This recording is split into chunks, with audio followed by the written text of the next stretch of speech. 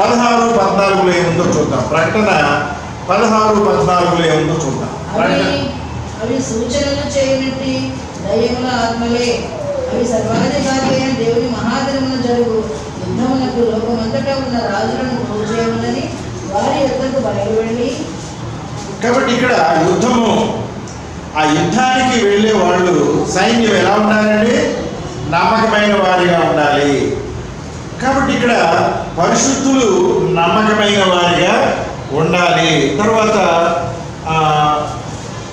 19వ అధ్యాయము 19 నుంచి 20 వరకు చూడండి. ప్రకటన 19వ అధ్యాయం. ఆ గుర్రము మీద కూర్చున్న వారితోనూ ఆయన సేనతోనూ యుద్ధం చేయుటకై ఆ క్రూర మృగమును భూరాజులను వారి సేనలను పోయుండగా చూస్తేని. అప్పుడు ఆ మృగమును దాని యొక్క సూచకక్రియలు చేసి దాని ముద్రను వేయించుతున్న వారిని, ఆ మృగపు ప్రతిమకు నమస్కరించిన వారిని మోసపరిచిన ఆ అబద్ధ ప్రవక్తలు పట్టబడి వారిద్దరూ గంధకముతో మండు అగ్నిగుండంలో ప్రాణముతోనే వేయబడి. కాబట్టి ఇక్కడ ఏమైపోతుంది? ఆ అబద్ధము, ఆ మృగం అంటే ఎవరు? సత్యానికి విరుద్ధముగా వాక్యాన్ని తారుమారు చేసిన ఈ అబద్ధ బోధలు అనుసరించిన వాళ్ళందరూ కూడా ఏముంది అక్కడ? నమస్కరించిన వారిని మోసపరిచిన ఆ అబద్ధ ప్రవక్తయు.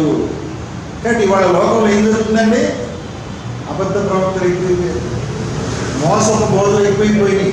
కానీ ఆ అంత్యకాలం ఏం జరుగుతుందంట? ఈ అబద్ధ ప్రవక్తలందరూ మెస్సయ్య పేరుతో అద్భుతాలు చేస్తున్నామని లోకాన్ని మోసం చేసిన వాళ్ళందరూ కూడా ఏమవుతారు? గంధకంలో వేయబడతారు, మండుచున్న గంధకంలో వేయబడతారనే వాక్యము స్పష్టంగా చెప్తుంది. ధర్మ విరోధి గురించి తెస్సలోనికైల పత్రిక 2వ అధ్యాయము 7 నుంచి 13లో చూస్తాం. ధర్మ విరోధి, తెస్సలోనికైలు రాసిన పత్రిక 2వ అధ్యాయము 7 నుంచి 2వ తెస్సలోనికైలు. ధర్మ విరోధ సంబంధమైన మర్మం ఇప్పటికే క్రియేచినది కానీ దూరకు అడ్డగించిన వాడు మధ్య నుండి తీసివేయబడి వరకే అడ్డగించను. అప్పుడు ఆ ధర్మ విరోధి బయలుపరచబడను. ప్రభువైన యేసు తనతోటి తన నోటి ఊపిరి చేత వారిని సంహరించి తన ఆగమన ప్రకాశం చేత నాశనము చేయను. 13 వరకు. నశించుచున్న వారు తాము రక్షింపబడుటకై సత్య విషయమైన ప్రేమను అవలంబింపకపోయే కనుక వాని రాక అబద్ధ విషయమైన సమస్త బలముతోనూ నానా విధములైన సూచక్రియలతోనూ మహత్కార్యములతోనూ దుర్నీతిని పుట్టించు సమస్త మోసముతోనూ నశించుచున్న వారిపై సాతాను కనపరిచి బలమును అనుసరించి చేత సత్యమును నమ్మక దుర్నీతి యందు అభిలాష గల వారందరూ శిక్షావిధి పొందుటకై అబద్ధమును నమ్మునట్లు మోసం చేయని శక్తిని దేవుడు వారికి పంపుచున్నారు. ప్రభువు వలన ప్రేమింపబడిన సహోదరులారా, ఆత్మ మిమ్మల్ని పరిశుద్ధపరచడం వలన మీరు సత్యమును నమ్మడం వలన రక్షణ పొందుటకు దేవుడు ఆది నుండి మిమ్మల్ని ఏర్పరచుకున్నారు కనుక మేము మిమ్మల్ని బట్టి ఎల్లప్పుడూ దేవునికి కృతజ్ఞతాస్తుతులు చెల్లింపబద్ధమై ఉన్నాము. కాబట్టి ఇక్కడ ఏర్పరచబడిన వారు ఎలా ఉండాలండి? జాగ్రత్తగా ఉండాలి. ఇక్కడ అపవాది మోసం చేస్తుంది, ధర్మ విరోధి అన్నాడు. ఇక్కడ చూడండి 7వ వచనం. ఇక్కడ అంటే ఈ ట్రాన్స్లేషన్లోనే అనేక మోసాలు జరిగినట్టుగా మనం చూస్తున్నాం. ఈ తెస్సలోనికైలు 7వ అధ్యాయం. For the mystery of iniquity, ఇక్కడ చూడండి ఈ బైబిల్లో నా దగ్గర, కానీ మనము పురాతన తర్జుమాలో చేస్తే లాలెస్నెస్ అనే మాట మనం చూస్తాం. ఇనిక్విటీ అనే పదాన్ని ఇక్కడ వాటిందండి. డూత్ ఆల్రెడీ వర్క్. ఇనిక్విటీ అనే పదము సరైన తర్జుమా కాదు. ధర్మశాస్త్రానికి విరుద్ధమైన కార్యాలు, ధర్మశాస్త్రానికి విరుద్ధమైన కార్యాలు జరుగుతున్నాయి అని అపోస్తలుడు పౌలు తెస్సలోనికైలకు రాసేటప్పుడు చాలా స్పష్టంగా చెప్తున్నాడు. ఆయన ప్రతిదీ ధర్మశాస్త్రంతో లింక్ పెట్టి చెప్తున్నాడు. ఇక్కడ ధర్మ విరోధమైన కాదు, ధర్మశాస్త్రానికి విరుద్ధమైనది. అంటే ఎగెనిస్ట్ తోరా.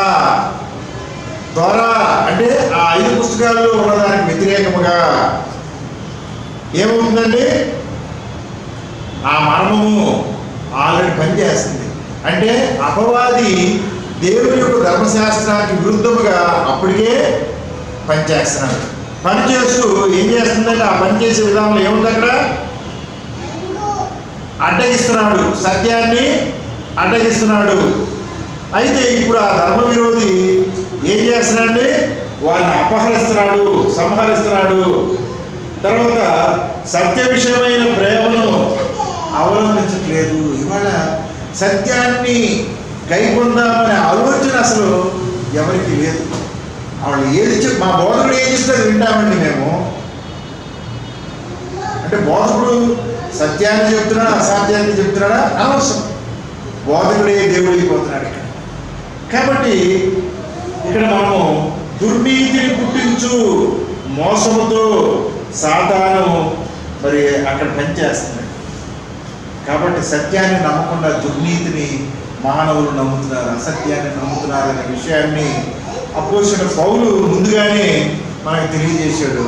ఇవాళ ఆ అసత్యము మరి వ్యాపిస్తుంది, అనేక మంది దాన్ని అనుసరించి జీవిస్తున్నారు. కాబట్టి ఈ యొక్క దుర్నీతిని మనము జయించాలి, సత్యాన్ని మనము అనుసరించే వారిగా మనము ఆ బలమైన విశ్వాసులుగా మనము మార్పు చెందాలి. అంటే ఏం చేయాలి?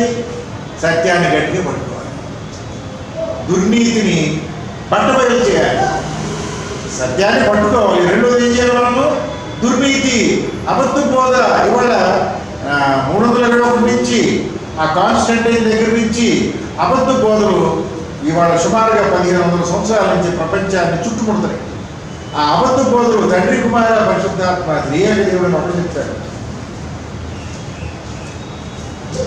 రకరకాలుగా బోధల్ని, పండగలను లేవు, క్రైస్తవుల పండగలు వేరు, యూదుల పండగలు వేరు అంటాడు. కాబట్టి రకరకాల దుర్బోధల్ని, దుర్నీతిని అనుసరించి బోధకులే ఎందుకని వాళ్ళకి సత్యమే తెలియదు. కాబట్టి దైవ గ్రంథంలోని అసలు ధర్మశాస్త్రాన్ని కొట్టివేశారని చెప్పే బోధలు ఎక్కువైపోయినాయి. కాబట్టి ఈ రోజున దుర్నీతి ఎక్కువైపోయింది. ఆ దుర్నీతిని అపవాది ఏం చేస్తున్నాడు? ప్రపంచం అంతా వ్యాప్తి చేస్తున్నాడు. ఒకప్పుడు కనాన్లో ఆ యొక్క విచార సంబంధమైన క్రియల్ని ఏ విధంగా పెంచి పోషించాడో, ఐగుప్తులో ఏ విధంగా పెంచి పోషించాడో విగ్రహారాధనని, ఇవాళ ఏం చేస్తున్నాడు? వాక్యాన్నే తప్పుగా బోధించేవాడు ఎక్కువైపోయారు. ఇవాళ విగ్రహారాధన చేసేవాళ్ళు వాళ్ళ అక్కర్లా, ఇవాళ క్రైస్తవులుగా ఉంటూనే అసత్యాన్ని, దుర్నీతిని బోధించేవాళ్ళు ఎక్కువైపోయారు.